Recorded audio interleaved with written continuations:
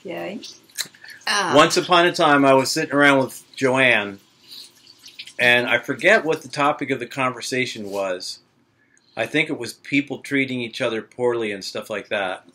And she told a very, very intense and precious story about somebody in her family that a long time ago, back in the teens or 20s, had actually gone to or like stood alongside of this whole lynching thing that went on. And Okay. and for our own family lineages and for the life of America, I think it's important to remember that when we look around the world and we see all these terrible, disgusting things that happen between people and other people, they're not that far away. They're just a half a generation or a half a block away. And this human family really needs the love of God in it because we are a messed up family. We really are. Well, what happened was an uncle of my mother's, and a black family had moved into Union County, Mississippi, and they were told to leave. They weren't welcome there. And they were warned, and when they didn't leave, a group of men got together and decided they were going to take care of the problem.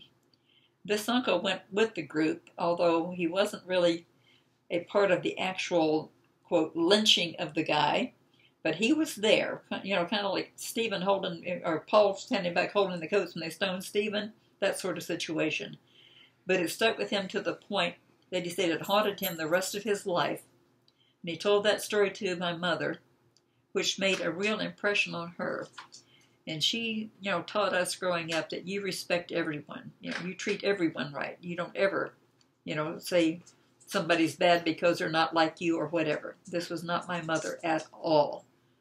And, I remember her being that way. It doesn't matter who it was.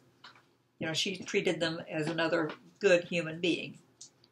And that lesson really stuck with me. And it helped because when I went in the military at the age of 19, one of my roommates was a black girl. Her name was Daisy Coyer. I will never forget Daisy. The white girl in the room, I couldn't tell you, don't remember much about her except that she was a nasty person. But Daisy was the sweetest, nicest person you would ever want to know. And so my mother's lessons, really came home to me about you look at what the person is.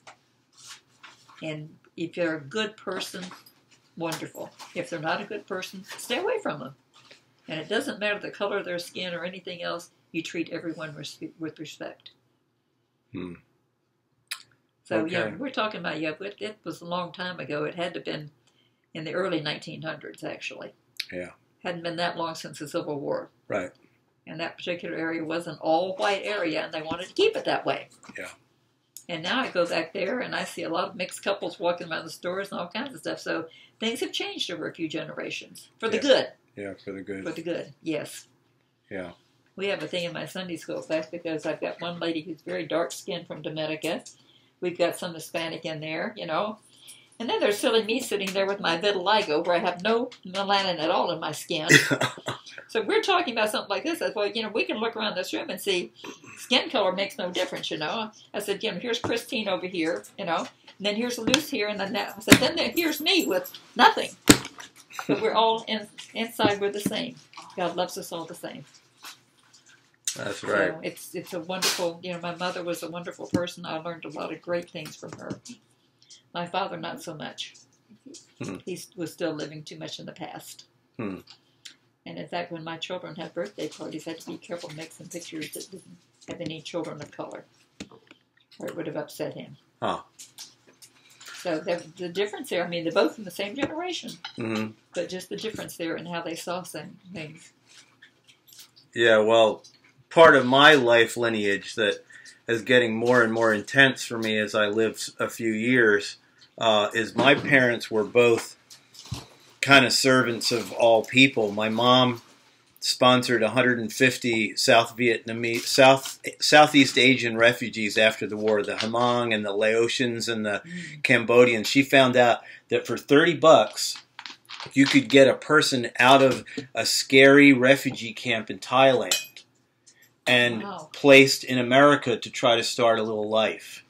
And imagine your own country getting completely shot up and half of your family dead, and you had to run away from your own country, and they would run across Cambodia and Laos, they knew if they kept heading west, they would get to Thailand, where the United Nations refugee camps were. So the people who would run away from the war would get split up from their families. They would lose their family members who would be shot and killed and stuff. And so when they all gathered in the refugee camps themselves were also kind of scary, because there's like black market and everybody's all confused and they're trying to connect with, agencies and things. You've always got a few bad apples who can spoil things and make it really rough for everybody, because Right. you don't know who to trust. Right. So people are scared and they're hurt and they're prone to cheating each other and stealing things. And so when my mom found out that $30 could get somebody out of one of the refugee camps, she just started sponsoring a person with every paycheck. Every paycheck she got from the hospital. I mean, she was a well-paid, RN on a high scale at the Hahnemann Hospital in Philly. So over just a bunch of years, maybe 5-7 years, she sponsored like 150 people just with every paycheck. And then she found out if you put in $50, you could rescue a whole family altogether, regardless of the size. And then she would go into the slums in North Philadelphia and help the people out and show them how to like pay an electric bill and buy a toaster in a thrift shop and like find your way to the corner where the bus picks you up, where you can go pick blueberries and make some cash. Yeah. Because like New Jersey and Pennsylvania both have big farming areas. And so, like, picking is a viable job for the... just as we have here in Florida. Exactly. Yeah. And so my mom was like the mama and coach, community coach for all these people. And she would come home to her little suburban neighborhood, and her girlfriends would tell her, "You're going to get shot, and your car's going to get stolen, and, you're out of your mind." Even driving, we grew up in a neighborhood where driving over the bridge into Philadelphia would be like committing suicide. And she would I've got angels around me. Once these people knew who she was and what she was doing, there were some there who were going to protect her and keep others from harming her. Well, not only that, but sometimes she said she would be in situations where she could tell people, guys would be coming towards her that would possibly mug her. And she would say, "Listen, all my stuff belongs to God, and if you mess with me, you're messing with God." And she said they would get funny looking and kind of back off. Because she worked as a visiting nurse in some tough neighborhoods too. So she kind of had her chops together. So Mom worked with the refugees, and one time even the refugees called on her. They said, one baby in our family, very sick, one baby, very sick. Come please, Audrey, come please." So she drove all the way from New Jersey into the folks' home, and this baby was just not doing well, and she's an RN, and she said, "Well, we're going to have to wait for a day or something." I forget what was going on. Mom prayed over the baby, or no, maybe it was just the baby was brought to her. She prayed over the baby, and the next day the baby was totally well. And Mom actually, she said, "I didn't tell you my miracle stories because I figured nobody would want to hear them." I was like, "Mom, that's crazy." You want to hear the good stuff. Right. That. Well, I was kind of an anti-Christian, anti-religious bigot back then.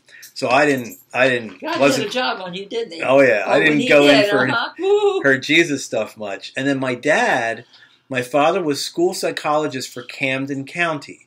And Camden, New Jersey is known as one of the nastiest, toughest cities in the whole country. Well, my dad designed the busing routes for the special ed kids. And this was back in the 70s when there were only 15 special ed kids in the whole county. Now there's 4,000, right? So they didn't recognize what a lot of them really were and what they needed, Well, and also the parenting and the spiritual education has really dropped as well. So there's a lot more demonic presence able to be in the families.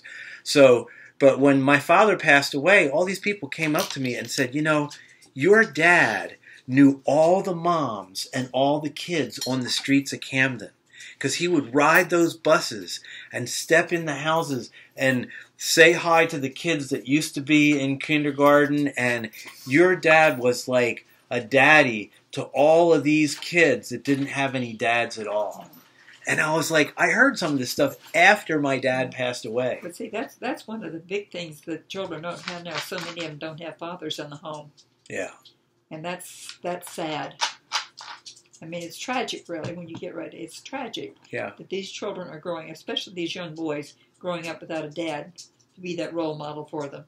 Yeah, and it really takes a man's patience. It takes seeing a man facing a situation that could be nasty and handling it patiently and peaceably to be able to, to understand how to be a child, because otherwise you react to things, you overreact, and like one of my favorite rabbis said, if there's a peaceable man in the house, then the loshon hara, the bitter tongue, doesn't rise up in the woman, because the man is keeping the peace over the house. And so, anyhow, thanks for another visit with Joanne. I don't want to make this go on for too long. Yeah.